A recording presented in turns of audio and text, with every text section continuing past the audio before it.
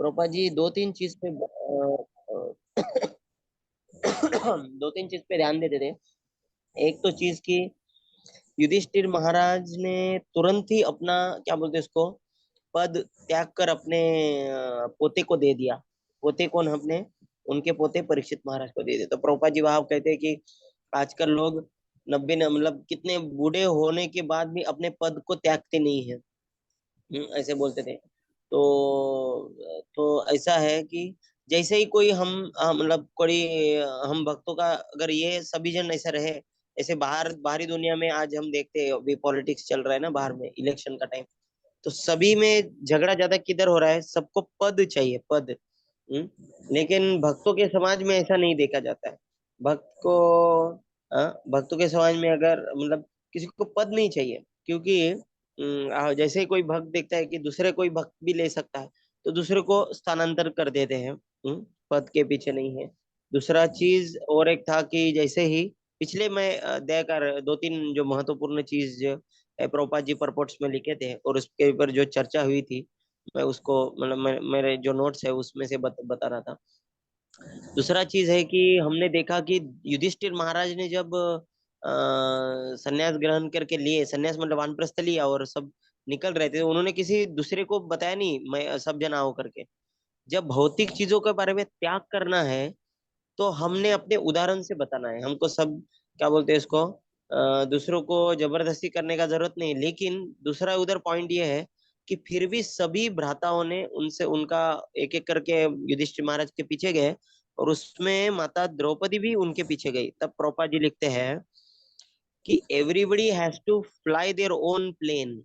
मतलब हम एक दूसरे भक्तों से प्रेरणा तो ले सकते हैं, लेकिन अंत में नहीं, और सभी परिस्थिति में अंत में भक्ति में प्रगति निर्भर किस पे है? हम वैयक्तिक रूप से कितने प्रामाणिक है। तो प्रभुपाद जी मतलब जब एरोप्लेन पर जब चलाते हैं ना, चाहे चलाते समय बहुत दिन चला सिखा ले, लेकिन जब आकाश में विमान चल रहा है तो पायलट को तो खुद की प्लेन खुद का ही चलाना पड़ेगा। उसी तरह से जो हमारे जीवन में संकट आते हैं, परिस्थिति आती है, लोग तो हाँ हाँ बोलेंगे, लेकिन जीवन में भक्ति को कैसे टिकाना है ये खुद हमको खुद को ही देखना पड़ता है। तो अभी हम आ गए 16वें अध्याय पे। 16वें अध्याय पे जो श्लोक है, कौन सा श्लोक है? जैसा कि अभी उसके बाद में परीक्षित महाराज ने ये चलाना चालू किया, क्या बोलते हैं उसको, राज्य चलाना चालू किया। और लेकिन उन्होंने कैसे चलाया? उन गुणों से चलाया जिनके विषय में ज्योतिषियों ने उनके जन्म के समय पर बताया था। ये है ना ट्रांसलेशन में, पहले श्लोक में। तो यहाँ पे जो पहले श्लोक में जो है वो गुण, तो उसके ऊपर भी बहुत सुंदर चर्चा हुई थी हमारे सत्र में कि यस्यास्ति भक्तिर भगवती अकिंचन सर्वैर गुणैस्तत्र समासते सुरा हराव भक्तस्य कुतो महद्गुण मनोरथेना असतो धावत दो बही। इसका मतलब यह है कि जैसे ही भक्त कोई भक्ति करने लगता है तो उसमें सभी अच्छे अच्छे गुण आने लगते हैं। तो भक्तों के गुणों के विषय में व्याख्या जो है वो 26 क्वालिटीज है विष्णु वैष्णव की। तो उन क्वालिटीज अपने आप धीरे धीरे भक्त में आनी पड़ेगी। तो कुछ जो है इसके ऊपर बहुत सुंदर चर्चा हुई थी। कभी हम देखते हैं कि भक्त है लेकिन उसमें अच्छे गुण नहीं है, लेकिन कोई अभक्त है फिर भी उसमें अच्छे गुण है। तो ऐसा कैसे समझ सकते हैं? नहीं क्या? तो ये कभी आपको लगा? कभी कभी हमको ऐसा लगता है कि जो अभक्त है फिर भी उनमें अच्छे गुण है। तो गुणों में दो प्रकार होते हैं। एक तो अपने कर्मों से आते हैं, मतलब जो हम बचपन से मतलब जन्मजात जो यहाँ पे लिखा है ना वैसे आते हैं, और कुछ जो है भक्ति करने से आते हैं। तो अगर आपने भक्ति रसामृत सिंधु पढ़ा है, तो भक्ति रसामृत सिंधु में श्री रूप गोस्वामी में कहते हैं कि भक्ति के छह छह महत्वपूर्ण कैरेक्टरिस्टिक्स है। मतलब करेक्ट मतलब पता नहीं मुझे क्या है। तो जैसे हम भक्ति करने जाते हैं तो उसके छह फल मिलते हैं। तो उसमें से पहला होता है क्लेशाग्नि और दूसरा होता है शुभदा। हाँ? क्लेशाग्नि मतलब वो भक्त थोड़ा आनंद, मतलब उसके जीवन में बहुत सारे दुख चले जाएंगे। और शुभदा मतलब उसमें नए नए गुणों का वास आना चले, उसके उसमें नए नए गुण गुण आते रहेंगे। ठीक है। नहीं नहीं, गुण गुण गुण आते रहेंगे। हरे कृष्ण। तो कहाँ पे, हाँ, तो भक्ति जैसे हम करेंगे, जितना हम भक्ति करेंगे उतने हमारे अच्छे गुण आते रहेंगे। लेकिन हम जैसे ही चर्चा कर रहे थे, कोई लोग है जो बाहर वाले मतलब भक्ति नहीं करते फिर भी उसमें अच्छे गुण है, तो वो गुण जो है वो सत्व गुण की तरफ से आ रहे हैं। तो वो जो है वो गुण उनके कर्मों की तरफ से आ रहे हैं। तो उसमें कुछ महानता नहीं है। क्यों? क्योंकि जैसे ही कुछ ऐसे प्रसंग आए तो वो गुण उनको छोड़ चले जाएंगे।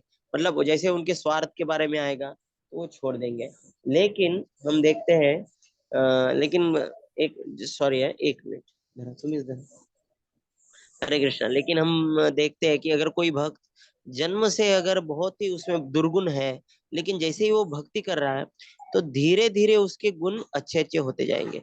तो किसी भक्तों का मूल्यांकन कैसा करना है कि उसी भक्त में पहले कैसा था और अभी कैसा है, ये देखना पड़ेगा। ना कि दो भक्तों में कंपैरिजन नहीं करना चाहिए। हमने क्या कर कंपेयर, अगर हमको यही देखना है, प्रभुपाद जी कहते हैं कि प्रगति हो रहा है मतलब उसके गुणों में वृद्धि हो रही है। तो दोनों वृद्धि में हो रही मतलब दो भक्तों के बीच में तुलना नहीं कर सकते। लेकिन एक ही भक्त में समय में मतलब एक साल पहले उसमें कैसे गुण थे और आज कैसे गुण है, भक्त क्यों हम खुद ही देखना चाहिए। हमारे भक्तिमय जीवन में प्रगति कर रहे हैं मतलब हमें कैसे सद्गुण आना चाहिए, ये होना चाहिए। ये था पहला श्लोक में उसमें। और जितने हम प्रामाणिकता से भक्ति करेंगे उतना हमारे अच्छे गुण बाहर आएंगे। हाँ। और शुभदा, शुभदा में ये भी है कि जितना भक्त अच्छा भक्ति करेगा उतना ही क्या हो जाएगा, उसके गुणों द्वारा वो सभी को प्रसन्न करते जाएगा। बाकी के भक्त भी उससे, बाकी के भक्त सामान्य लोग भी उसके उसके रहने से, उसके उससे बात करने से प्रसन्न होते जाएंगे। ऐसा है। दूसरा श्लोक है, फिर परीक्षित महाराज, इनका शादी अपने मामा की लड़की के साथ ही हुआ था। और उन्हें चार पुत्र प्राप्त किए। उनमें से सबसे बड़े थे कौन? जन्मेजय। जन्मेजय हम उनकी कथा पता चलेगा कि जन्मेजय मतलब यही है। जन्मेजय नहीं, वास्तविक पूरा महाभारत उनको ही कहा गया था। यहाँ पे प्रभुपाद जी लिखते हैं तात्पर्य में कि व्यासदेव की आदेशानुसार वैशम वैशंपायन ऋषि, वो आता है ना वो किसमें, वैशंपायन उवाच, ये किसमें आता है? विष्णु सहस्त्र नाम में आता है वैशंपायन उवाच। तो महाभारत किसने किसको बताया था? महाभारत जो है वैशंपायन ऋषि ये किसको बता रहे हैं? जन्मेजय को बता रहे हैं। तो जन्मेजय किनकी स्टोरी सुन रहा है? अपने पिता के दादाजी की, मतलब परदादा, परदादा जी की किताब की कथा सुन रहे हो। इतनी सुंदर, ऐसा मतलब इनके इतने महान वो खानदान में जन्मेजय है। जन्मेजय के विषय में तो बहुत बार आता है कि जैसे ही 12वें अध्याय में हमने सुनेंगे, तो जन्मेजय भी कुछ सामान्य व्यक्ति नहीं थे।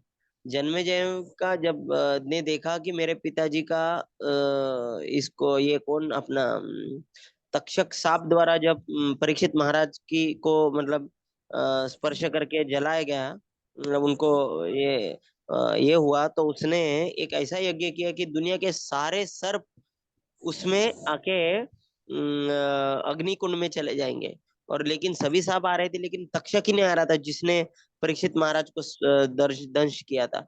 क्योंकि वो उसने इंद्र इंद्र की शरण ली थी। तो जन्मेजय महाराज इतने शक्तिशाली थे, उन्होंने आदेश दिया कि अगर इंद्र तक्षक को बचा रहा है तो इंद्र को भी अग्निकुंड में लेके जाए। तो इंद्र भी खुद अपने ऐरावत से गिर के अग्निकुंड में आने वाले थे, लेकिन तभी ब्रह्मदेव ने उनको बचाया। तो इतने वो भी अपने पिताजी की तरह ही जन्मेजय भी कुछ सामान्य व्यक्ति नहीं थे। उसके बाद में तीसरा श्लोक आता है कि परीक्षित महाराज ने अपने कृपाचार्य तो उस समय भी थे, उसके में पांडवों के समय में भी हस्तिनापुर के राजगुरु ही थे। कृपाचार्य कृपाचार्य द्रोणाचार्य मतलब कृपाचार्य की बहन ही द्रोणाचार्य को पत्नी के रूप में दी गई थी। तो यही है वो कृपाचार्य जिन्होंने जो पांडवों के और मतलब हस्तिनापुर के वो राजगुरु थे, तो वो गुरु के रूप में थे। तो ये महत्वपूर्ण है कि राजा वहां पे ऐसा आजकल बोलते हैं ना कि डिक्टेटरशिप, कोई एक अकेला ही व्यक्ति सब कुछ नहीं होना चाहिए। शुरुआत के जना में दुनिया में पर दिनों में कैसा होता था, सब कुछ महत्वपूर्ण निर्णय राजा ही लेते थे, लेकिन सलाहकार कौन थे? सभी ब्राह्मण थे, मंत्रीगण थे। तो सभी ब्राह्मणों की सलाह से ही लेते थे। सलाह देने वाले कौन थे? वो व्यक्ति थे जिनकी, ब्राह्मण मतलब कौन, जिनका स्वार्थ कुछ नहीं था। तो ऐसे मतलब दोनों भी गलत है। कहाँ कहाँ पे आजकल हम देखते हैं कि रशिया मतलब जहाँ पे शूद्र ही सभी सब कुछ चला रहे हैं, उसको बोलते हैं कम्युनिस्ट, जब शूद्र ही राजा बन जाते हैं। हम अमेरिका देखते हैं, कैपिटलिस्ट। कैपिटलिस्ट मतलब जब वैश्य मतलब जिसके पास पैसा है वो वो देश चलाएगा, ऐसे बोलते हैं, उसको बोलते हैं कैपिटलिस्ट देश बोलते हैं। क्षत्रिय जब देश चलाता है उसको कहते हैं डिक्टेटरशिप। जैसे हिटलर, एक ही आदमी जिसके पास सेना है, जिसके पास शक्ति है, वही देश को चलाएगा। जैसे कभी कभी बीच में पाकिस्तान में भी ऐसा होता है। लेकिन भारतीय पद्धति जो थी वो क्या थी? क्षत्रिय चलाएगा लेकिन ब्राह्मणों से वो सलाह लेगा, ऐसा था। तीसरे तो ये चला जाए तो उन्होंने अश्वमेध यज्ञ भी किए। हाँ, और बहुत कुछ उनके विषय में है। तो प्रभुपाद उसमें श्लोक में भी आता है कि उन्होंने ऐसे अश्वमेध किए कि उस समय के सामान्य लोग भी देवताओं को देख पाते थे। क्योंकि देवताओं को, लोगों को देखने के लिए कुछ तो पुण्य चाहिए रहता है। लेकिन उस समय ऐसा हो गया कि परीक्षित महाराज इतने महान थे कि देवता गण भी आने के लिए राजी हो गए सभी सर्वसामान्य लोगों के सामने। चौथे श्लोक में हम देखते हैं, हाँ, क्या देखते हैं हम? अ, अभी अभी कहानी चालू होती है, कि परीक्षित महाराज क्या करते थे, एक उत्कृष्ट राजा होने के कारण। आजकल मतलब उस समय से ये चल रही है, जब प्रभु श्री रामचंद्र भी हम देखते हैं कि मतलब ऐसा होता था कि परीक्षित महाराज पूरे राज्य घूमते थे, ऐसा क्या चल रहा है, किधर क्या चल रहा है, ऐसा। हाँ, कभी कभी वेश बदल के भी घूमते थे। तो एक बार जब परीक्षित महाराज घूम रहे थे वेश बदल के, तो उन्होंने क्या देखा कि एक शूद्र से भी निचले दर्जे का, उसको क्या कहा गया है इधर,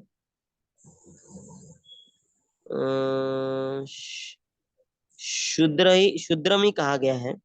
शूद्र जो है, शूद्र मतलब क्या है? शूद्र मतलब ये कोई जाति नहीं है। शूद्र मतलब ये क्वालिटी है, उसकी गुणों से उसको शूद्र कहा जाता है। ये हमने बार बार देखना समझना चाहिए। जब कभी भी ब्राह्मण ये शब्द आएगा, इसका मतलब कोई जन्म से ब्राह्मण नहीं है। जो कोई शूद्र है तो जन्म से शूद्र नहीं होता है। शूद्र मतलब जो बहुत ही गलत उसके ये है, मतलब गंदी आदत है, गंदा खाना है, उसकी गंदी आदत है, ऐसे व्यक्ति को शूद्र कहा जाता है। तो ये शूद्र व्यक्ति था और क्या क्या रहा था वो, दिखने से ही बहुत गंदा था। और इतना ही नहीं, वो क्या करता था, गाय और बैलों को पैरों को मार रहा था। हम्म अभी अभी देखिए तो यहाँ पे प्रभुपाद जी बहुत सुंदर क्या बोलते हैं उसको, पर तात्पर्य में बहुत कुछ लिखते हैं। पहली चीज तो लिखते हैं, पहली चीज लिखते हैं, प्रभुपाद जी लिखते हैं कि पहले के जमाने में महाराज जो है, अपने परीक्षित महाराज, ये दुनिया को जीतने के लिए नहीं घूम रहे थे, मैं एक महान हूँ इसके लिए नहीं घूम रहे थे। वो इसलिए घूम रहे थे कि जो भी मेरा राज्य है उसमें सब कुशल मंगल तो है कि नहीं, ये देखने के लिए घूम रहे थे। मतलब क्या सब धर्म के ऊपर चल रहा है कि नहीं, धर्म के अनुसार चल रहा है कि नहीं, ऐसा तो ऐसा बोल रहे थे। बाद में दूसरी चीज प्रभुपाद जी लिखते हैं कि मनुष्य समाज जो है वो एक ब्राह्मणिकल संस्कृति पे चलना चाहिए। अभी ब्राह्मणिकल कल्चर मतलब क्या है? प्रभुपाद जी ये शब्द बहुत बार बोलेंगे कि मनुष्य समाज, ब्राह्मणिकल कल्चर मतलब क्या है? ब्राह्मणिकल कल्चर मतलब जहाँ पर लोग क्या बोलते हैं इसको, सत्व गुण, मतलब सभी लोग ब्राह्मणों की सुन रहे हैं, सभी लोग मतलब ब्राह्मणों का गाइडेंस ले रहे हैं। इधर ब्राह्मण मतलब कौन है? ब्राह्मण मतलब जो लोग, जो व्यक्ति भगवान के आदेशों को मानता है, और जो सत्व गुण में रहता है, वैसे लोगों के आदेशों पे रहना चाहिए। आजकल क्या हो रहा है, जो समाज को एक दिशा दे रहे हैं वो खुद ही बहुत गंदे तरीके से, जैसे आज समाज को कौन दिखा रहा है, एक तो राजनेता और दूसरे हीरो हीरोइन। हीरो हीरोइन का खुद का ही जिंदगी बहुत ही गंदी तरीके से है। उनकी कई शादी होती है, कितने गंदे कपड़े पहनते हैं। इसका इसके साथ, उसका उसके साथ, ऐसे लोग आज हमारे समाज की कौन है, नायक है।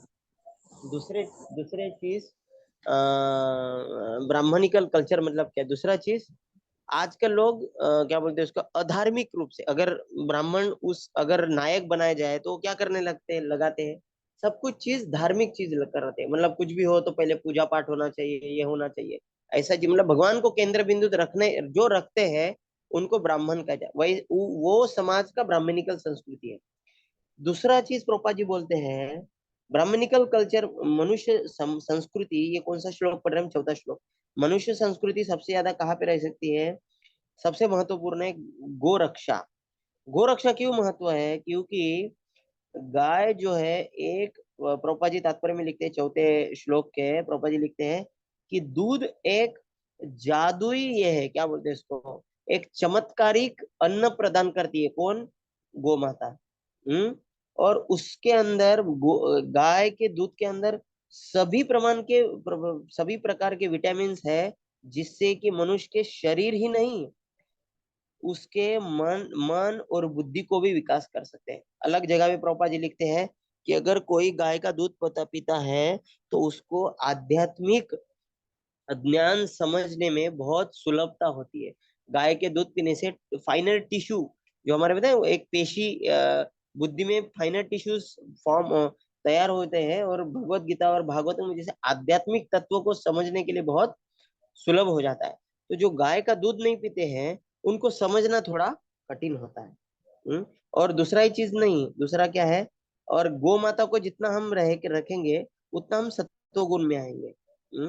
इसलिए मनुष्य समाज को चाहिए कि हमारा जो अन्न होता है उसमें ज्यादा से ज्यादा क्या चाहिए, प्रोपा जी लिखते हैं हमारे खाने में तीन चीजें प्रमुख होनी चाहिए, फल, दूध और अन्न, ग्रेन्स। हाँ, प्रोपा जी लिखते हैं। तो ये इससे क्या होता है, क्वालिटी ऑफ गुडनेस बढ़ सकती है, बढ़ेगी गुडनेस में। आजकल क्या करते हैं, आजकल लोग हम पैक्ड फूड तो कभी नहीं लेना चाहिए। पैक्ड फूड मतलब जो दुकान में मिलता है ना आजकल, बस रेडीमेड, ऐसा मैगी बोलो, ऐसा कुछ भी, मतलब ऐसा जिसमें दूध नहीं है, फ्रूट्स नहीं है, नेचुरल खाना चाहिए। दूसरा चीज है, प्रोपा जी लिखते हैं कली मतलब झगड़ा और मिसमैनेजमेंट। मिसमैनेजमेंट मतलब कुछ नियोजन नहीं है प्रॉपर, कुछ किसी भी चीज को करने के लिए बस चालू कर देते हैं लेकिन नियोजन कुछ भी नहीं है। और प्रोपा जी लिखते हैं कि दूसरे पैराग्राफ में लिखते हैं प्रोपा जी कहते हैं ये जो झगड़ा और मिसमैनेजमेंट जो हो रहा है, मतलब नियोजन में गड़बड़ जो हो रही है वो किसकी वजह से हो रही है, क्योंकि लोग एकदम लोअर क्लास लोग रहते हैं, निम्न निम्न प्रकार के यहाँ पे जाति नहीं है, जन्म से नहीं है, यहाँ पे क्या है, निम्न सोच वाले लोग। निम्न सोच वाले लोग मतलब जिनकी जिनके सोच मतलब गंदी ही रहती है, मतलब उनकी आदतें बुरी होती है, उनका विचार, ऐसे लोग जब ऊपरी स्तर पे बैठ जाते हैं तो क्या हो जाता है, सब कुछ गड़बड़ हो जाता है। ऐसा प्रोपाजी करते हैं। पांचवें श्लोक में आता है, अभी ये चौथे श्लोक में क्या था, चौथे श्लोक में सुखदेव, सुत गोस्वामी ने, अभी सुखदेव नहीं आए, परीक्षित महाराज भी नहीं आए, अब परीक्षित महाराज तो आ गए, लेकिन सुखदेव गोस्वामी नहीं। तो यहाँ पे अभी किनके विषय में कौन चर्चा कर रहे हैं, सुत गोस्वामी और शौनकादि ऋषि। ज्यादातर पुराण जो है सभी बताने वाले कौन थे, सुत गोस्वामी थे। सुत गोस्वामी, शायद से आपने चर्चा की रहेगी, सुत गोस्वामी वही है जो रोमहर्षण सुत, इनके पुत्र हैं, जिनका वध बलराम जी ने किया था। उनके उनका वध बलराम जी ने किया था। तो वध, क्योंकि वो बहुत उनमें दंभ भरा था, वो भले ही व्यासदेव के पुत्र थे लेकिन व्यासदेव के शिष्य थे, लेकिन उनमें बहुत गर्व था, इसलिए बलराम जी ने उनका वध कर दिया। तो फिर सभी ऋषि बोले कि अगर इनका वध कर दिया तो हमने जो इनको बहुत आशीर्वाद दिए थे। तो बलराम जी बोले कि ठीक है, सभी आशीर्वाद किनको जाएंगे, इनके पुत्र को जाएंगे। तो उनके पुत्र का नाम क्या, सुत गोस्वामी। सुत, तो सुत गोस्वामी ने बहुत फास्ट करके एक श्लोक में खत्म कर दिया कि कैसे परीक्षित महाराज ने कली को दंड दिया। तभी शुक्र शौनकादि ऋषि, शौनकादि ऋषि मतलब 88,000 उधर ऋषि बैठे थे, उनके जो नायक है वो कौन है नायक, वो है शौनक ऋषि। शौनक ऋषि बोलते हैं कि रुकिए रुकिए रुकिए, एक मिनट एक मिनट। ऐसा क्या हुआ कि परीक्षित महाराज जी ने उनको दंड दिया? ऐसा, वो तो, उसको उससे केवल दंड दिया, उसको कुछ किया नहीं। वो तो एक शूद्र था। हम्म उसने तो गाय के पैर पैर को तकलीफ दिया था। कृपया करके इन विषयों में बहुत सविस्तर विषय करके बताइए। क्योंकि क्यों हमें बताइए, क्योंकि ये कृष्ण के संबंध में ही है। तो हम देखते हैं कि जो क्या बोलते हैं उसको, जो शुद्ध भक्त का अगर हम कथा सुनेंगे, तो अब तो उससे हमारा ज्यादा शुद्धिकरण होता है। ऐसा परीक्षित अपना 7वें स्कंद में भी आता है। अपने कौन, नरसिंहदेव कहते हैं कि हे प्रहलाद, मेरी कथा सुनने से ज्यादा अगर कोई तुम्हारी कथा सुनने में अगर आनंद लेता है, तो उससे मैं ज्यादा प्रसन्न होता हूँ। ऐसे, और वो भी वास्तविकता है। अगर हम 7वां स्कंद पढ़ेंगे, पूरा 7वां स्कंद किनके विषय में है? प्रहलाद जी के विषय में है। शुरुआत से एंड तक विषय प्रहलाद। और बस थोड़े कुछ लोग किनके विषय में है, थोड़े कुछ एक आध अध्याय नरसिंहदेव के विषय में है कि नहीं? तो हमने ज्यादा आनंद किसमें लेना चाहिए? भगवान की कथा से ज्यादा आनंद भक्तों ने किसमें लेना चाहिए? भक्तों की कथा आनंद लेना चाहिए। क्योंकि जब ऐसे श्लोक भी है कि जब भगवान देखते हैं, हृदयंतस्थो ही अभद्राणी विधुनोति सुरत सताम, भगवान देखते हैं कि इसको, मेरे भक्त की कथा सुनने में रुचि आ रही है, तो भगवान क्या करते हैं? हमारे हृदय को क्या करते हैं? धो लेते हैं। धुनोती विधुनोती सुरत सताम, भगवान पूरी तरह से धो लेते हैं, हमारे हृदय को धो लेते हैं। तो हमें भी तो इसी तरह से इन्होंने बहुत रुचि दिखाई है भक्तों के गुणगान सुनने के लिए। तो अभी सुनते हैं। तो देखिए, तो प्रभुपाद जी इस तात्पर्य में लिखते हैं कि श्रीमद् भागवतम में सब कुछ है।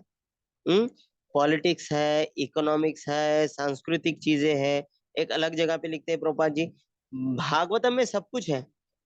जैसा पिक्चर में रहता है ना, फाइटिंग है, फाइटिंग भी है। हमारे श्रीमद् भागवतम में तो ये भी है, क्या बोलते हैं, जैसा पिक्चर में हीरो हीरोइन का रहता है ना, वैसा भी सब कुछ है। पॉलिटिक्स भी है, कैसा किसने कैसा क्या किया। सब कुछ है। इसलिए सोशियोलॉजी भी है, मतलब सामाजिक, समाज में कैसा रहना चाहिए, क्या करना चाहिए। तो सब कुछ प्रोपा जी लिख रहे हैं कि सब कुछ किधर है? श्रीमद् भागवतम में है। ऐसे प्रोपा जी लिख रहे हैं। हाँ, इसी समुंदर में और एक चीज है कि जैसे ही आपने देखा कि एक बार ऐसा हुआ, एक बार क्या हो गया, शिवाजी महाराज को, शिवाजी महाराज है ना महाराष्ट्र के एक महान प्रतापी राजा, उनको एक राजा ने बुलाया, बीजापुर का राजा ने। तो बीजापुर का राजा ने उनको, शिवाजी महाराज को बुलाया, तो बहुत ऐसा, मतलब उनका ऐसा सत्कार करते करते उनको ऐसा रैली जैसा लेके जा रहे थे। तो रैली के बीच में ही उसके जो राजा था, बीजापुर का राजा, उसका जो साला था, वो साला बाजू में ही क्या कर रहा था, वो गाय को काट रहा था, काटने वाला था, गाय को मार मार अभी काटने वाला था वो। पर वो जब मतलब खुद हो के, वो क्या बोलते हैं उसको, पर्पसफुली ऐसा उद्देश्य से ही वो कर रहा था कि शिवाजी महाराज इधर से जाएंगे और मैं इधर गाय को काटूंगा, उसको चिढ़ाने के लिए। तो शिवाजी महाराज को इधर राजा को मिलने जाना था, लेकिन शिवाजी महाराज उधर से कूदे। और उसके पास गए, और वो राजा जिनसे मिलने जा रहे, उसके जो साला था, उसके दोनों भी हाथ काट डाले।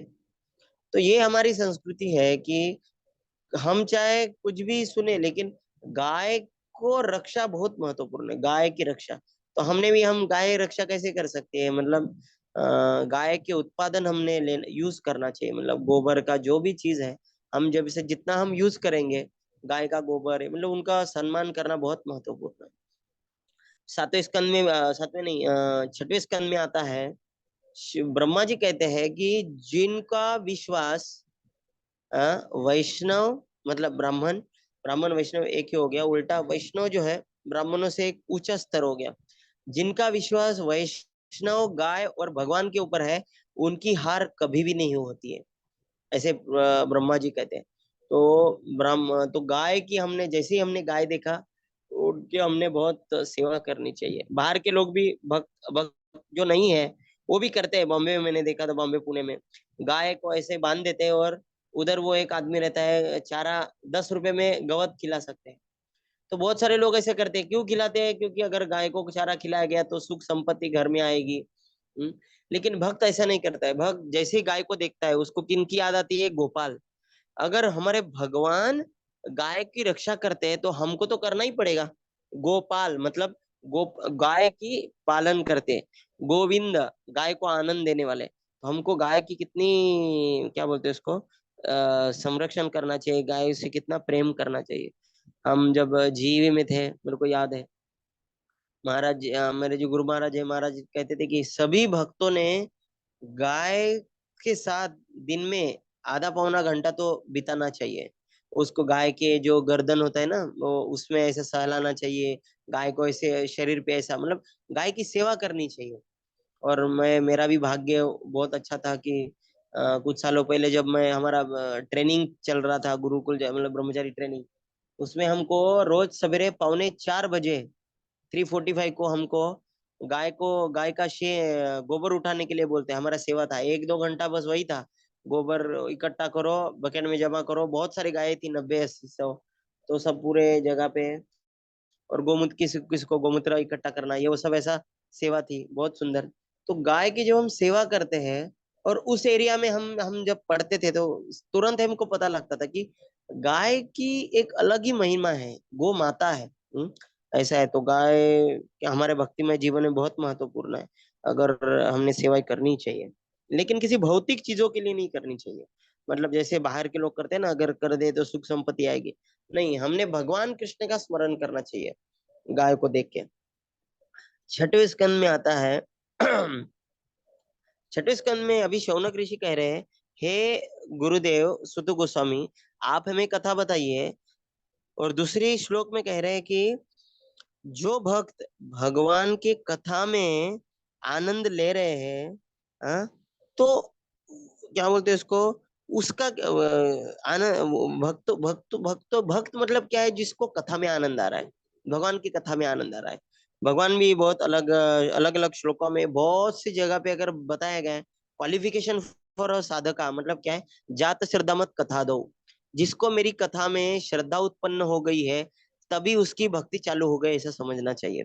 क्योंकि हालांकि तो लोगों को लगता है, अरे क्या करना चाहिए, कथा क्यों सुन रहे हैं, आए बैठे, कुछ तो करना चाहिए ना। नहीं, भक्ति मतलब क्या है? हमको इतना विश्वास चाहिए कि जब जब प्रेम होता है ना किसी व्यक्ति के, जैसा हम देखते थे कि अगर कोई माँ है, तो अगर बाकी के लोग अगर उसके माँ के बेटे के विषय में अगर बहुत कथा सुनाएंगे कि आपका बेटा तो कितना महान है, ये है वो है, तो उसको ये नहीं लगेगा कि मेरे ये काम बाकी है, वो काम बाकी है। वो सब छोड़ छाड़ के उधर बैठ जाए कि हाँ बताइए, मेरे बेटे की कथा बताइए, मेरे बेटे ने क्या क्या किया है। उसी तरह से जब भगवान भक्ति में प्रगति मतलब क्या है?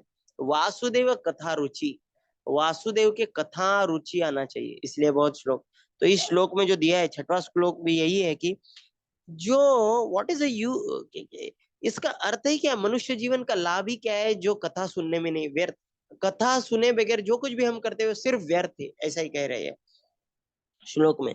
तो हमारे जीवन में भी हमने समझना चाहिए। हम्म कथा बहुत महत्वपूर्ण है। क्यों? क्योंकि उसी से हमें श्रद्धा आती है। भक्तिमय जीवन में जप कर रहे हैं, माला कर रहे हैं, कीर्तन सुन रहे हैं, लेकिन उस वो प्रक्रिया हमारे ऊपर असर उतना ही डालती है जितना कि हमारे पास उसके विषय में श्रद्धा है। हम्म थोड़ा जल्दी जाएंगे अभी, रिवीजन ये थोड़ा बहुत ही फास्ट हो जाता है। रघुनाथ दास गोस्वामी कहते हैं कि यूजलेस व्हाट इज, क्या बोलते हैं उसको, इस श्लोक में जैसे कहा गया है ना, छठे श्लोक में क्या कहा गया है कि साधकों के लिए सबसे अगर कोई मतलब डेंजर है, तो वो है गर्व करना, अहंकार होना, और दूसरा ही प्रजल्प करना, मतलब फालतू चीजों के विषय में चर्चा करना। हम्म प्रजल्प को तो वो क्या कहते हैं? वो वैश्यावृत्ति कहते हैं, वैश्यावृत्ति। क्यों? क्योंकि हमारी जीवा जो है, जीवा अगर भगवान की सेवा में नहीं लगा रहे, तो जो कि उसके स्वामी है, अगर स्वामी को छोड़ के अगर किसी दूसरे के विषय में चर्चा कर रही है हमारी जीवा, इसका मतलब वो क्या है? एक वेश्या की समान है, ऐसे आचार्य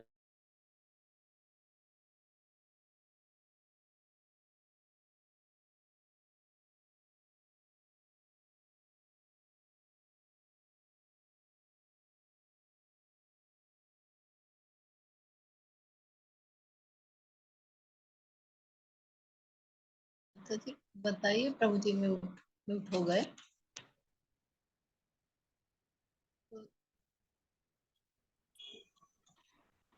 प्रभु जी म्यूट हो गए। आए कर हरे कृष्ण। हरे कृष्ण। मेरा आवाज आ रहा है? हरे कृष्ण। हाँ आ रहा है। आ रहा है, चलो, हरे कृष्ण। तो यहाँ पे क्यों बताया कि ये दूसरा एक्चुअली शिला प्रभुपाद जी के जो तात्पर्य है ना, तात्पर्य और कुछ नहीं है, दूसरे श्लोकों का सब अर्थ है। प्रभुपाद जी जो है क्या करते हैं, प्रभुपाद जी अभी मैं अभी इसमें समय नहीं गवाएंगे। अभी मैं जो पढ़ रहा हूँ मेरे को बस एक एक श्लोक याद आ रहा है दूसरे श्लोकों का। आयर हरति वै पुंसाम उद्यन अस्त्यन्न। तो प्रभुपाद जी यहाँ पे बहुत जगह पे लिख रहे हैं कि अगर हमारे जीवन नष्ट हो जाएगा, ऐसे ही सूर्य का उदय हो रहा जा रहा है, लेकिन अगर हम कथा सुनने में समय गवाएंगे तो हम एक एक क्षण क्या हो रहा है, हम अमृतत्व के पास जाएंगे। मतलब क्या है, हम भगवान के करीब जा रहे हैं, ऐसा है। प्रभुपाद जी यहाँ पे बहुत सुंदर कहते हैं, इधर कहा गया है कि भक्त जो है भगवान के चरण कमलों के चरण कमलों का जो शहद है वो चाटने में, वो चखने में आनंद लेते हैं। तो प्रभुपाद जी लिखते हैं अगर भगवान के चरण कमल है, इसका मतलब भगवान निराकार हो ही नहीं सकते। कितना सुंदर लॉजिक है। जो वो लोग कहते हैं ना कि भगवान निराकार है। तो और दूसरा चीज है, प्रभुपाद जी लिखते हैं सबसे आखिरी जो वाक्य बहुत महत्वपूर्ण है। जिनकी इच्छा है कि जिनकी इच्छा है कि अमरत्व को प्राप्त करे, उन्होंने कभी भी अपना समय भगवान कृष्ण और उनके भक्तों को छोड़ के उसमें नहीं गंवाना चाहिए। समझ गए? प्रभुपाद जी ये लिखते हैं।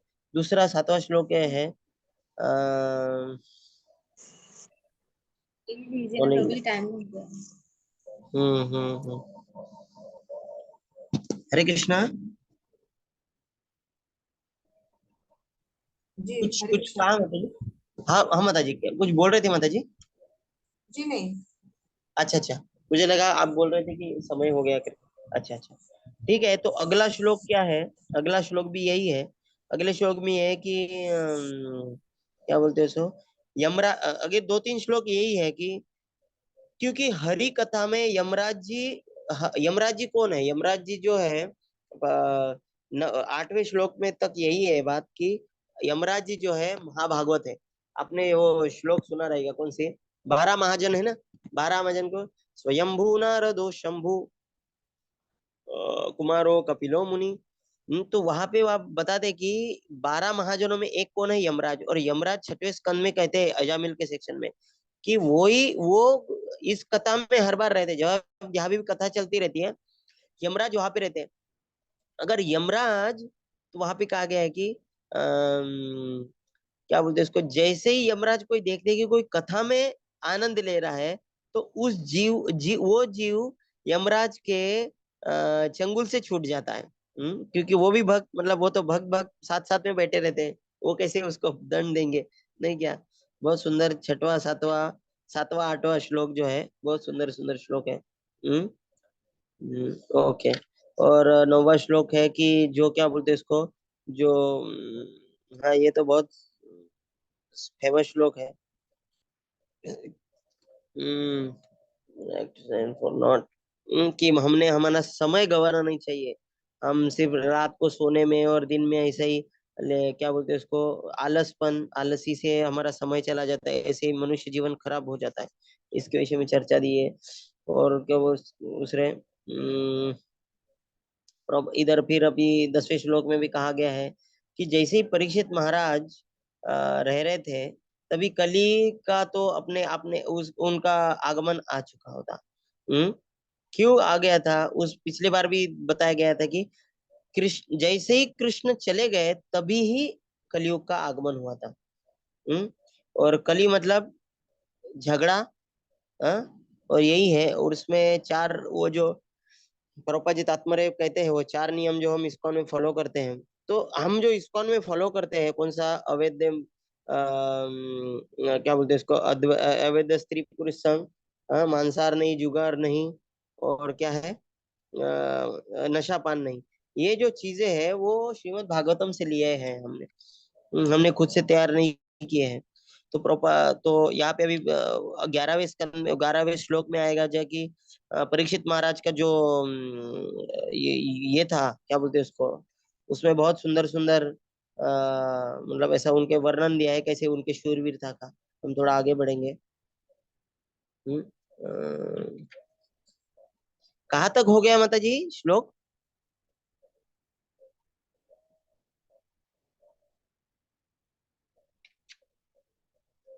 अरे रे, रुको रुको, ये बहुत।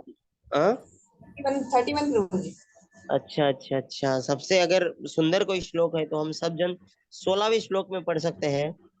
श्लोक ये बहुत याद करने लायक श्लोक है, बहुत सुंदर श्लोक है। सारार्थ्य पार्षद सेवन साख्य दौत्य वीरासनानुगमन स्तवन प्रणामान् स्निग्धेषु पाण्डेषु जगत् प्रणीतं च विष्णुर् भक्तिं करोति निरपतिश्चरणारविंदे।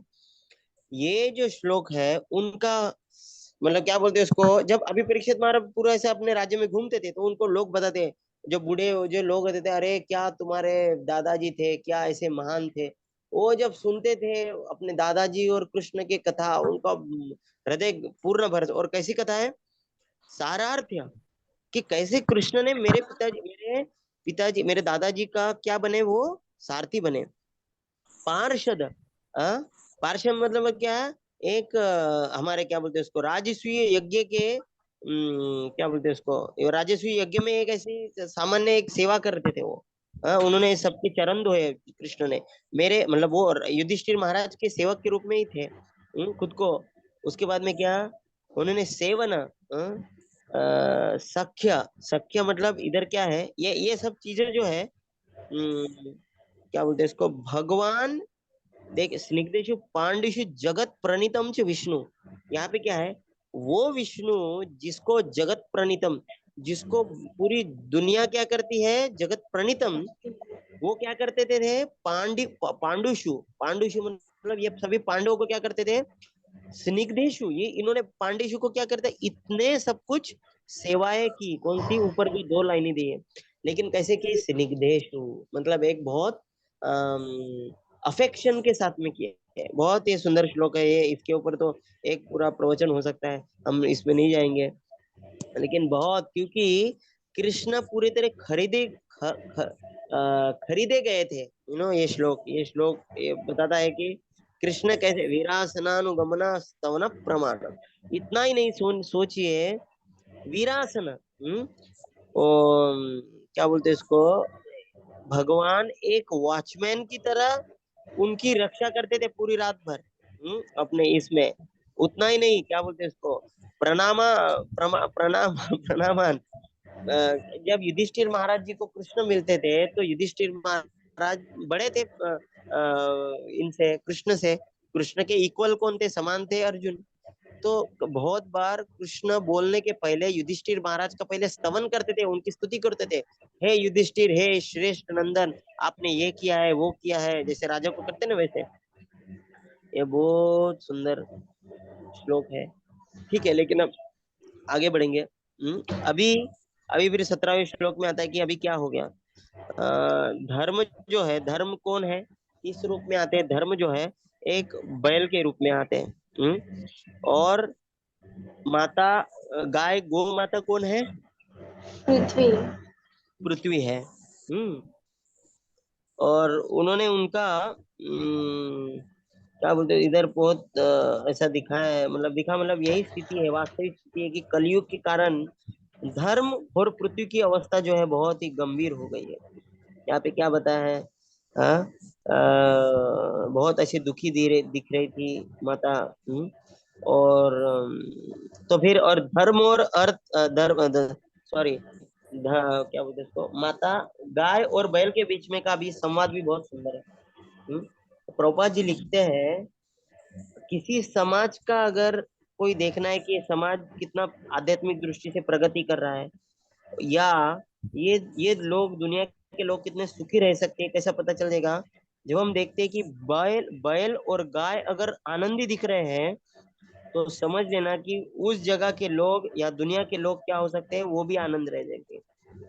हम्म क्यों? क्योंकि आजकल तो देखते हैं कि हम बैल को क्या किया जाता है, बैल को तो डायरेक्ट स्लॉटर हाउस में भेजा दिया जाता है। बहुत कुछ अभी इसके विषय में चर्चा, कत्तल खाने में भेज दिया जाता है। इसके ऊपर चर्चा तो नहीं करेंगे। हम्म। तो लेकिन ये बहुत महत्वपूर्ण है कि हमें किसी तो गौशाला में हमने योगदान करते रहना है, कभी कभी बीच में जाते रहना है, गौशाला में जाने जाते रहना है। उधर हमारा फिजिकल कुछ तो मदद करना चाहिए, या तो आर्थिक मदद करना चाहिए, गौशाला में करना चाहिए हमें। हम्म। दूसरा, धर्म कहते हैं।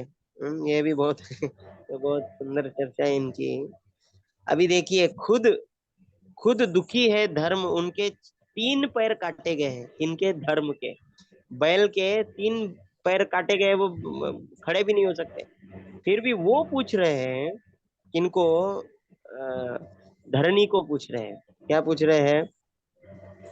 इधर तुम इंग्लिश में दिया है प्रोपा जी ने के मैडम, क्या क्या इधर क्या है, वो कहते हैं हे भद्रे। हम्म। हे भद्रे मतलब एक पवित्र नारी, ऐसे कहते हैं उनको। आप क्यों दुखी हो? हाँ? ऐसा आपका चेहरा, तो गाय और बैल सुखी है कैसे पता चलता है? उनकी आंखों से आंसू आने लगते हैं। तो प्रोपा जी फिर यही यही बताते हैं कि ऐसे बहुत सारी कथा भी मेरे को इधर याद आ रही है। एक हमारे गौ सेवक थे, उन्होंने कहा था कि अगर कोई घर वाले गाय की सेवा कर रहे हैं ना, तो गाय जाके, एक घर में ऐसा हुआ था कि गाय को अगर पता चले कि घर में कोई बीमार है, तो गाय ऐसे कुछ जड़ी बूटी खा के आ जाती है कि उसका दूध और गोमूत्र पीने से लोगों की बीमारी चली जाती है। ऐसा बहुत कुछ है गाय के विषय में। अभी आपको तो पता ही है, लेकिन ये बहुत इसके गहन विषय है, हमने चर्चा करना चाहिए। हम्म। तो या तो फिर गाय ये बैल खुद कहते हैं, अभी तो क्या करें, मेरे भी बहुत स्थिति गंभीर है। हम आगे चलते हैं, क्योंकि थोड़ा फटाफट कंप्लीट कर लेंगे।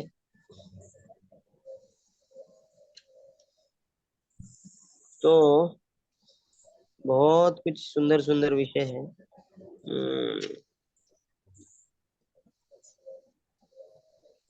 21वें श्लोक में माता कहती, अपना बैल जी कहते हैं कि क्या आपको दुखी हो रही है कि स्त्रियां बहुत दुखी है?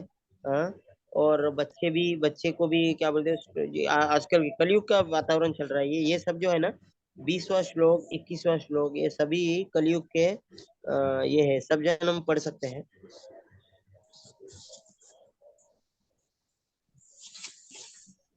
तो वहां पे 21वें श्लोक में प्रभुपाद जी तात्पर्य कहते हैं कि क्या बोलते हैं इसको, ब्राह्मण मतलब कौन है?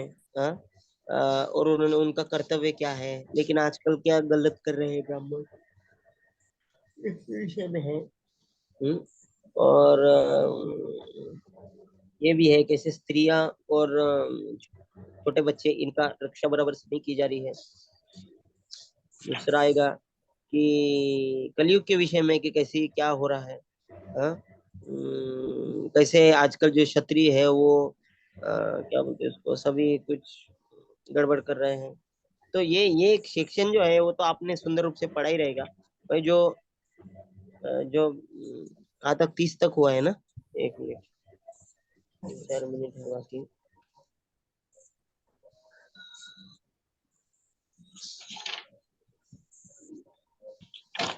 ठीक है, यहाँ पे जो है ये जो है ना, 26 से लेके 30 तक श्लोक जो है, ये श्लोक बहुत महत्वपूर्ण है। क्योंकि ये कौन से श्लोक है? ये श्लोक है, ये श्लोकों को रूप गोस्वामी भक्ति रसामृत सिंधु में कोट करते हैं, कि इसलिए 64 जो क्वालिटीज है ना, 64 क्वालिटीज कृष्ण के, ये क्वालिटीज यहाँ से लिए गए हैं। 64 क्वालिटी जो बोलते हैं ना हम कृष्ण के, तो इन श्लोकों में से गया है, दिए गए हैं। हमारे जो आचार्य है रूप गोस्वामी ने जो लिखा है भक्ति रसामृत सिंधु, प्रभुपाद जी कहते हैं कि हमारा पूरा जो भक्ति में जो कार्य चल रहा है इस्कॉन में, वो केवल ये 2 किताब, मतलब ये रूप गोस्वामी के निर्देशन में चल रहा है। तो प्रैक्टिकल रूप में निर्देशन में चल रहा है, मतलब कैसा, उन्होंने लिखे गए ग्रंथों में चल रहा है। तो वो लेकिन रूप गोस्वामी ने जो भी ग्रंथ लिखे हैं वो उन्होंने खुद के मन से नहीं के लिखा है। उन्होंने कहाँ से लिखा है? श्रीमद् भागवतम का आधार लेके ही किया है। ज्यादा से ज्यादा अगर देखेंगे हम श्रीमद् भक्ति रसामृत सिंधु जो है वो श्रीमद् भागवतम के श्लोक ही रहेंगे। तो वहां पे जो गुणों की चर्चा है कृष्ण की, ये सब इधर से गुणों लिए हैं। तो यहाँ पे सब गुणों का वर्णन है। तो मुझे लगता है शायद से समय हो गया। किसी का कोई प्रश्न है तो पूछ सकते हैं मतलब। हरे कृष्ण।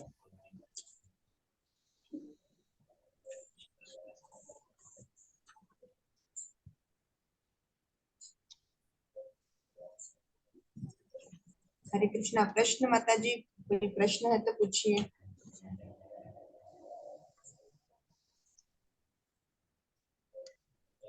तो 26 से 30 में क्या है? भगवान के गुणों का वर्णन है। क्योंकि 25 में माता क्या बोलते हैं इसको, माता गाय गाय भूदेवी क्या कहती है कि भगवान की गुणों के खान जो है ये 26 से 30 में से भगवान के गुण है। सब हम खुद से पढ़ सकते हैं।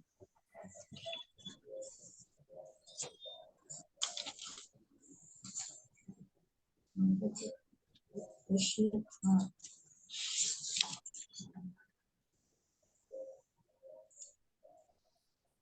प्रभु जी, जो 3 पैर बैल के काटे गए, ये हाँ, इस बारे में हम्म। कौन कौन से 3 पैर और तो कौन चार, है? हमको 4 पैर तो पता है ना। जी, वही 4 में से। 4 में से अभी मुझे जितना याद है कि दया छोड़ के सभी सभी पैर काटे गए थे। मतलब देखिए 4 पैर कौन से हैं? तपस्या, स्वच्छता, सोच सोच, हाँ, दया और सत्य। हाँ बराबर है। तो जी। इनमें से 3 मतलब एक एक पैर एक एक युग में कटता गया।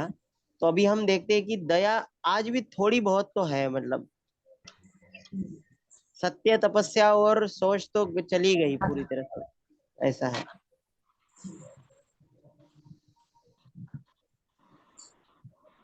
ऐसा प्रोपा दे परपोर्ट में नहीं लिखा है कौन सा चौथा पैर बचा है वो तात्पर्य में। आगे मिलेगा प्रभु जी, आगे के लेसन में मिलेगा। लेकिन दया बचा है कि सत्य?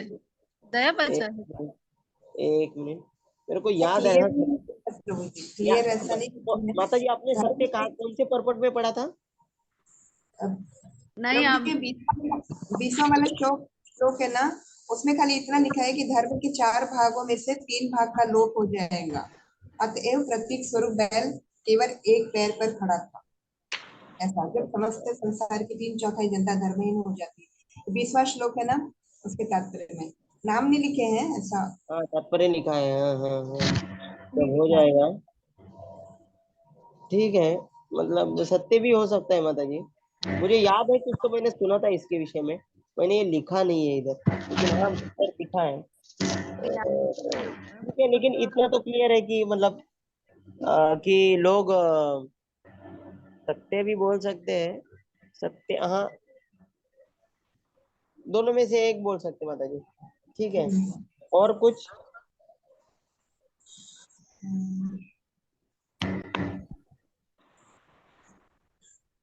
एक श्लोक था जिसको हम लोग बिल्कुल नहीं समझ पाए थे, वो कौन सा था माता जी? मैं भी वही ढूंढ रही हूँ माता जी, कौन सा था। अभी मुझे कल ही की ये, बात है। कल हाँ, कि कल तो परसों कल के दिन हम लोग जो उसको अच्छे से डिटेक्ट नहीं कर पाए थे क्योंकि समझ नहीं आ रहा था ना। 1 मिनट माता जी, वो निकालती हूँ मैं श्लोक। कलयुग बुद्धि में कलयुग घुस गया। कलयुग घुस गया। अभी कल अब की तो तो बात, ये परसों की बात थी शायद। बहुत नहीं, हाँ, परसों। परसों ना। जी माता जी, परसों की बात है। परसों मैंने 1 मिनट, 12 से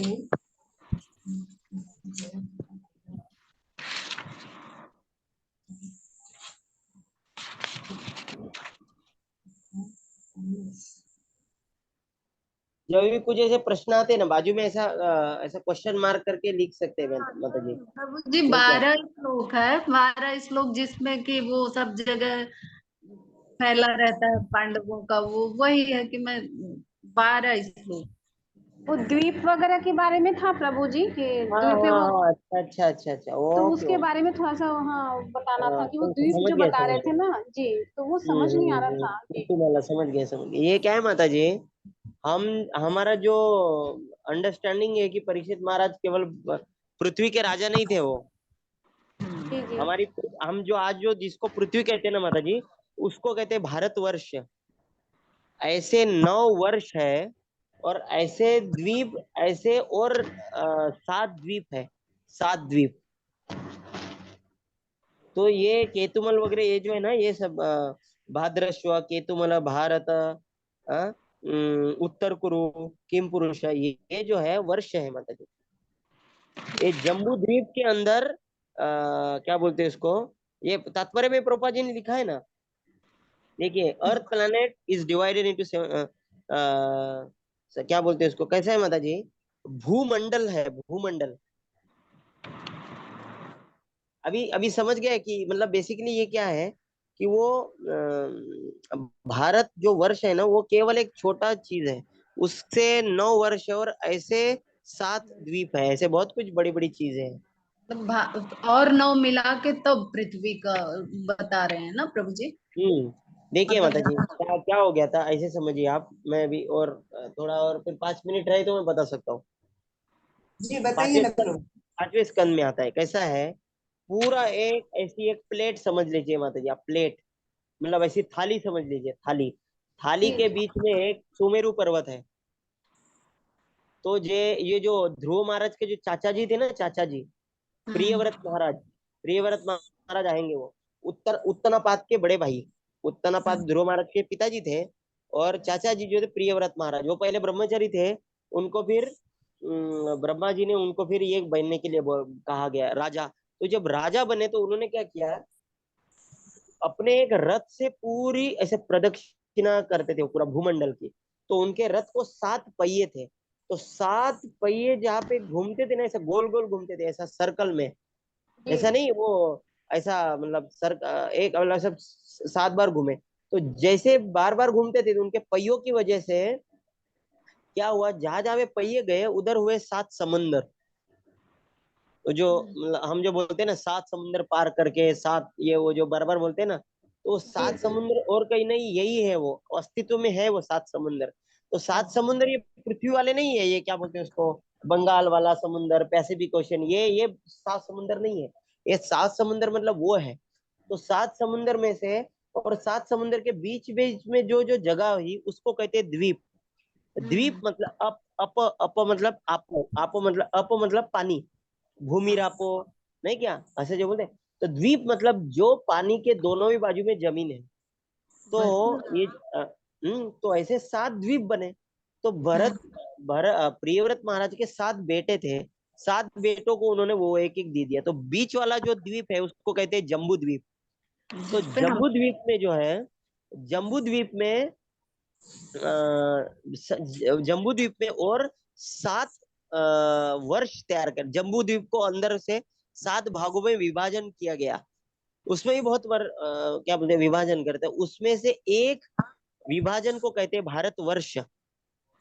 और भारतवर्ष को जब 9 खंडों में विभाजन कर दिया, तो उसको उसमें से एक खंड है भारत खंड।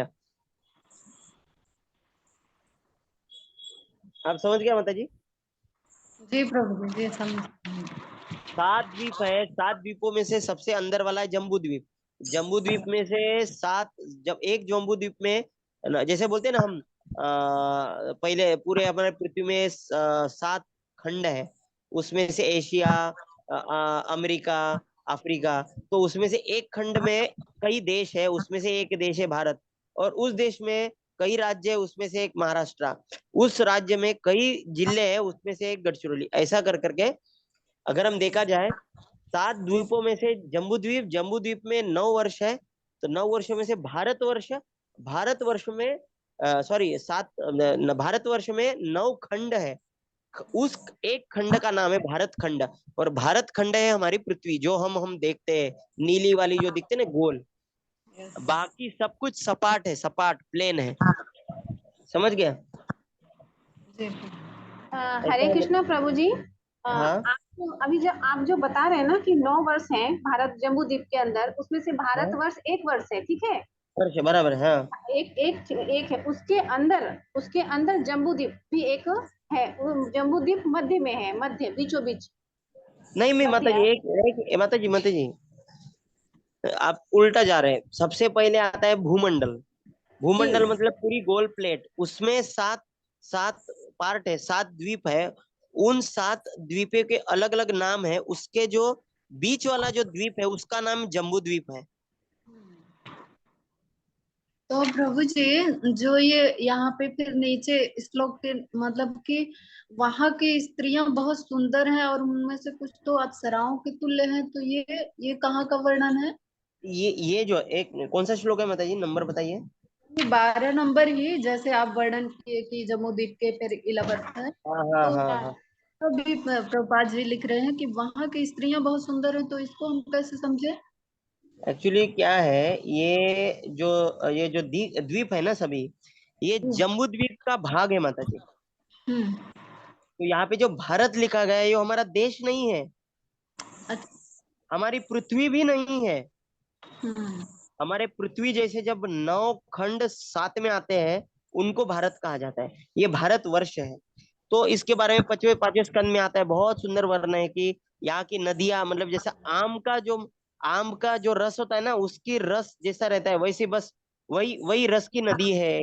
हाँ, बहुत सुंदर सुंदर वर्णन। ये तो एक ही चीज हो गया मतलब, नहीं क्या, बहुत कुछ दिया है। वो 5वें स्कंद में आता है माता जी। भक्ति वाला नहीं, ये सब हमारे समझने के लिए है। बहुत बड़ा हाँ मतलब, भगवान अनंत है, उनकी कथाएं अनंत है। हाँ। वो 5वें स्कंद में आएगा माता जी सब कुछ। मतलब वो ये बहुत सुंदर सुंदर वर्णन है। इसलिए हम लोग को ये सब दिख नहीं रहा है क्योंकि हमसे बहुत दूर है।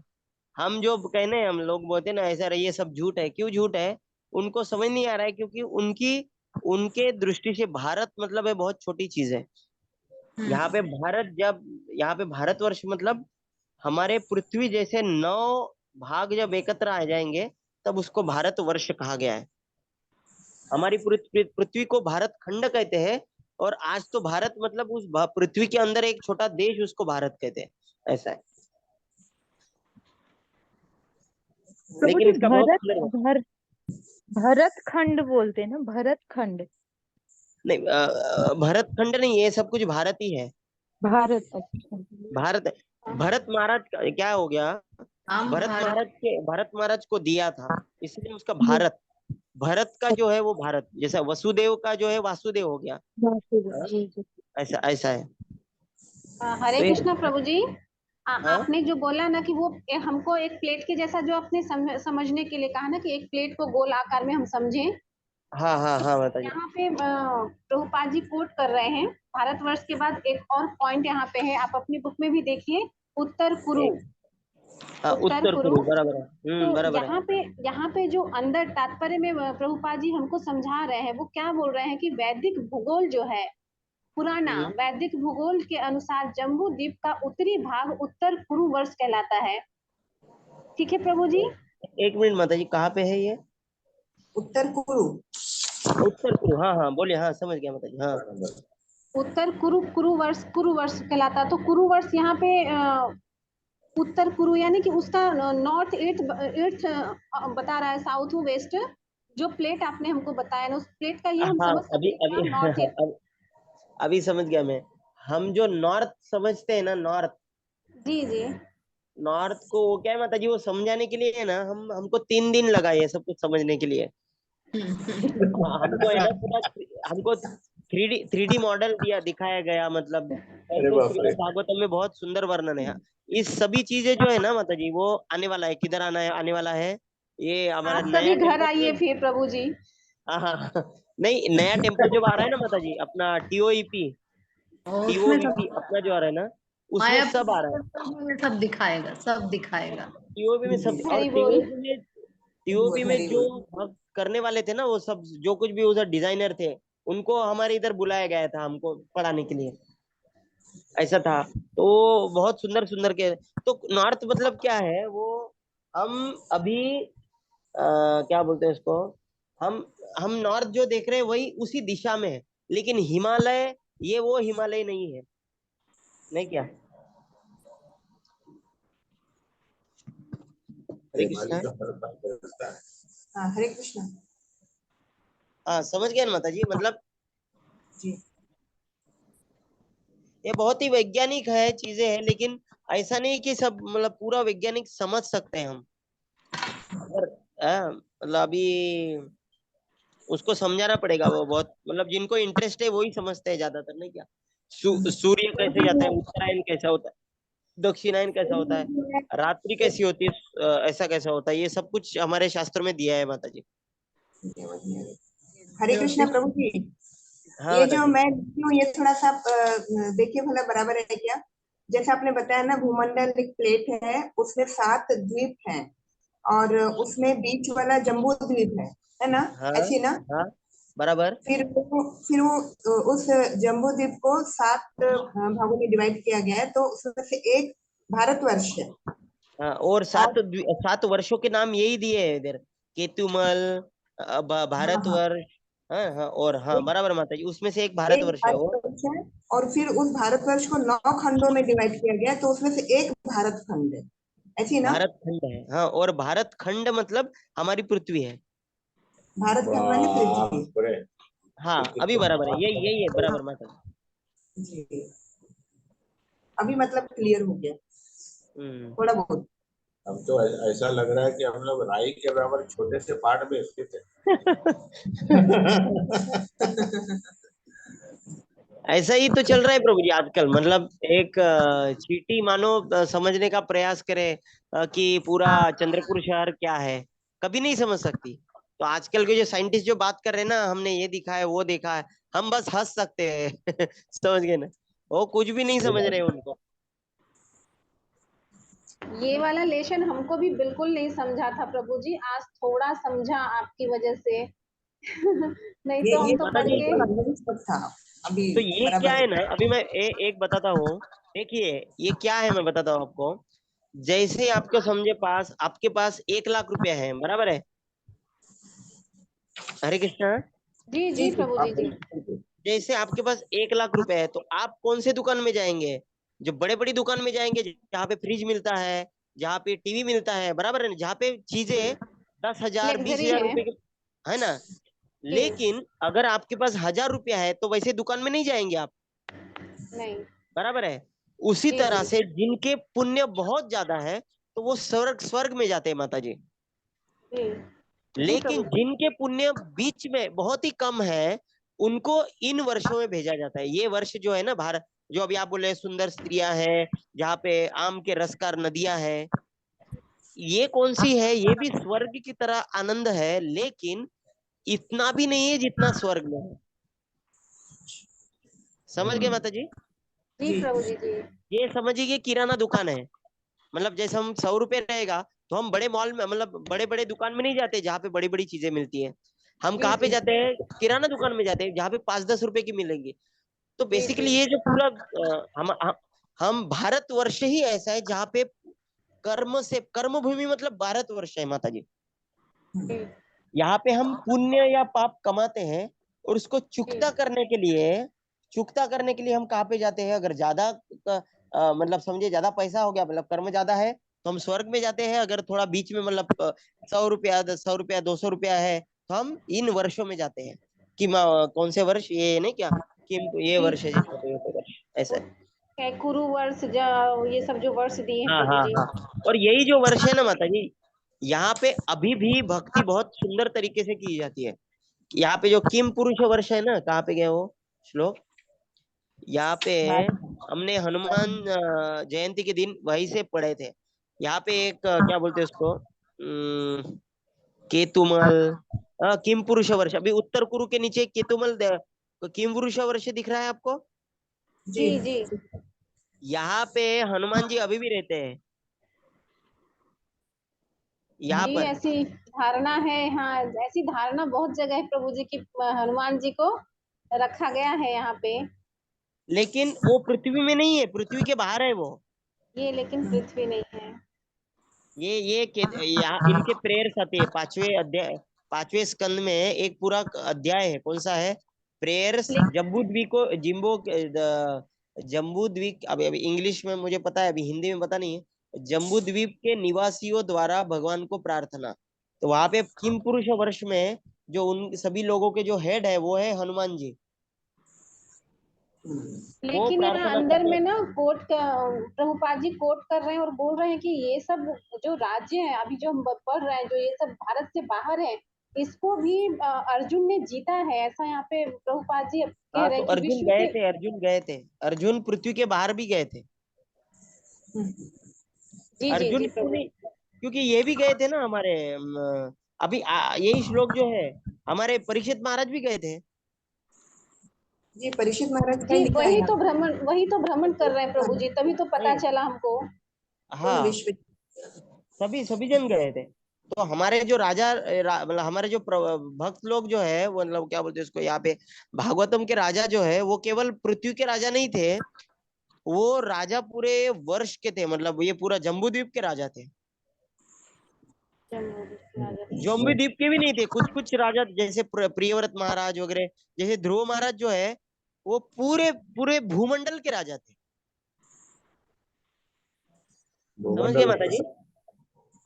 भूमंडल मतलब सभी द्वीपों के राजा थे, ऐसा है। वो 5वें स्कंद में, अगर आपको इच्छा है तो हम उस विषय में पूरा मैं ड्राइंग निकाल के वो बता सकता हूँ आपको। वो नहीं अच्छा प्रभु होगा। टकरा जाएंगे, बहुत बड़ा विज्ञान है, देखेंगे, प्रैक्टिकल देखेंगे। और अभी हम लोग सूर्य में जूनियर में है तो भक्ति करें, ये सब सुन के डर लगता है कि हमारी भक्ति तो फिर जीरो बटा, मतलब हम स्वर्ग वर्ग का तो कर ही नहीं सकते हैं, कल्पना ही नहीं कर सकते। इन छोटे द्वीपों में अगर घुस गए तो फिर कितना जन्म लेंगे। तो हाँ, भक्ति वही वही वही डर है कि हमको इधर कहीं जन्म ना मिल जाए, यही है। बहुत अच्छा प्रभु जी, मत डराइए, भक्ति करने दीजिए, और जो हमारी समझ वाली चीजें हैं वो अभी तो माता जी हमारा लालच ही हो गया कि हमको कहाँ मिलेगा, हमको सिर्फ भक्ति करनी है बिना कुछ सोचे समझे, है ना। मायापुर में टेम्पल बन रहा है, प्रैक्टिकल देखोगे, मंदिर में देखोगे वो सब। एक काम करिए माता जी, गुरु जी का गुरु का हाथ पकड़ते रहिए, वो खुद लेके चले जाएंगे। गुरु अच्छे रहेंगे तो एक भी बार नाम लिया तो हम गए भगवत धाम फिर। हरे कृष्णा प्रभु जी। हाँ लेकिन माता जी बोलिए। परिणाम जानने के बाद कि जीव का या जीव के साथ होने वाला समय में परिणाम क्या है, तो वो डर नहीं लगाता है प्रभु जी, और हमको प्रोत्साहित करता है उस तरफ बढ़ने के लिए, कि उसमें और हमको और जोर लगा करके धैर्य के साथ और ध्यान के साथ उसमें आगे बढ़ना। हमको तो ऐसा महसूस होना चाहिए शायद। डरने हरि से तो हम तो और डर के हरि मारे तो हम और भी कम हो जाएंगे ये सब चीजों में। हाँ, इसलिए इसलिए मतलब इसलिए भगवान ने भगवत इस गीता में अर्जुन को कहा है कि याम इमाम पुष्पिताम वाचा प्रपद्यन्ते प्रविदन्ति मतलब अर्जुन को कृष्ण कहते हैं कि शास्त्र पढ़ते समय इसमें अटक मत जाओ। याम इमाम पुष्पिताम वाचा, पुष्पिता मतलब वाचा मतलब पुष्प जैसे जो शब्द रहेंगे, अलंकृत शब्द रहेंगे वेदों के, शास्त्रों के, उसमें भटक मत जा। इस पे ध्यान दो कि भक्ति कैसे करनी है, ऐसा कि बहुत बहुत सुंदर तरीके से वर्णन रहेगा उसमें, बहुत अनेक ये है।